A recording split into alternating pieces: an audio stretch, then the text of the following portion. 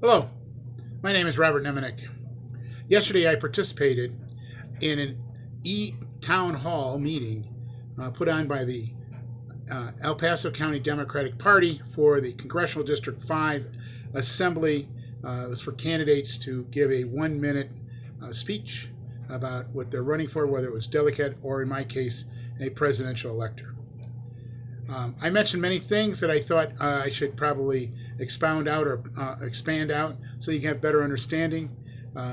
So here's my attempt. First, let me talk about the controversy I mentioned in 2016. If you recall, there was now substantiated allegations regarding Russian interference and domestic electoral corruption that culminated in Trump's apparent victory against a sizable popular vote total of Hillary Clinton, where it came down to 3 states, and often it was less than 1% or less than 1/2 of 1%. As electors, 4 of us gained legal advice, and we decided it was important to challenge Colorado state law binding electors in the Electoral College as a mechanism to bring the Electoral College back to its original constitutional text, purpose, and practice. The purpose ultimately was to offer Republican electors in other states the opportunity and mechanism to vote for someone else other than Donald Trump and stopping him from reaching 270 electoral votes. This was about being loyal to the country above being loyal to one's party. It was probably one of the most emotional, wrenching things that I ever had to think through about potentially voting for a Republican. This would have placed the election into the hands of the Congress, the second phase of the 12th Amendment, and would have, though most likely, still brought about the election of Donald Trump. It would have politically wounded him nonetheless. And if we've learned over the last 3 years, dissent, even if it's probably non-changing, has a profound political effect going forward than what was originally expected. That effort has led us to a federal lawsuit that is now in front of the Supreme Court of the United States, where we had an oral hearing originally scheduled for April 28th, but that's now been postponed indefinitely due to the coronavirus pandemic. In the meantime, the Colorado electors, as plaintiffs, received a favorable ruling in the appellate court striking down Colorado's binding law on constitutional grounds. That ruling is still law in the 10th Circuit Court, where we join now 21 other states that do not have binding laws.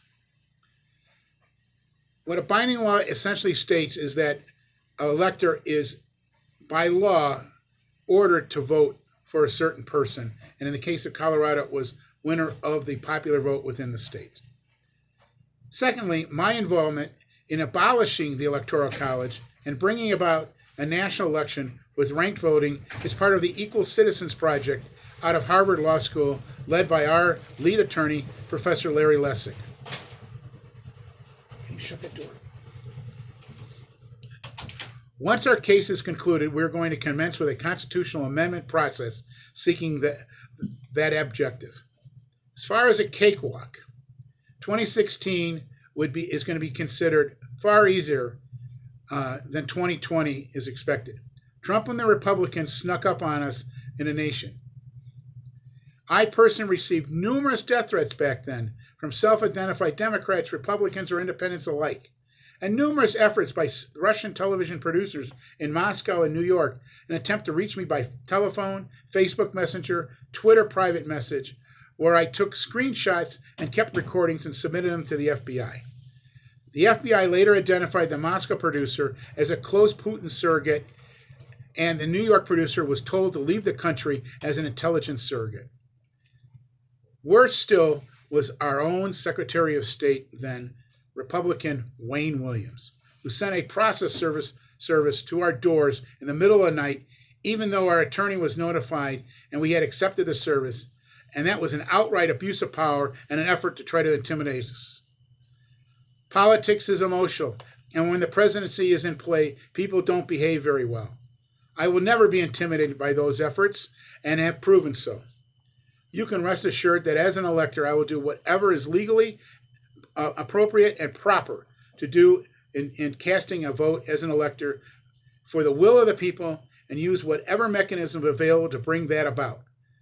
that in my judgment, what is best for the country, our state, and our party, in that order, is and what we're facing now is an existential threat by this pandemic and Trump's presidency.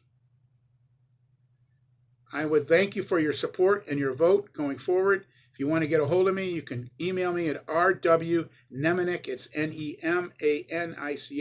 at gmail.com, or just reach me through Facebook or Twitter.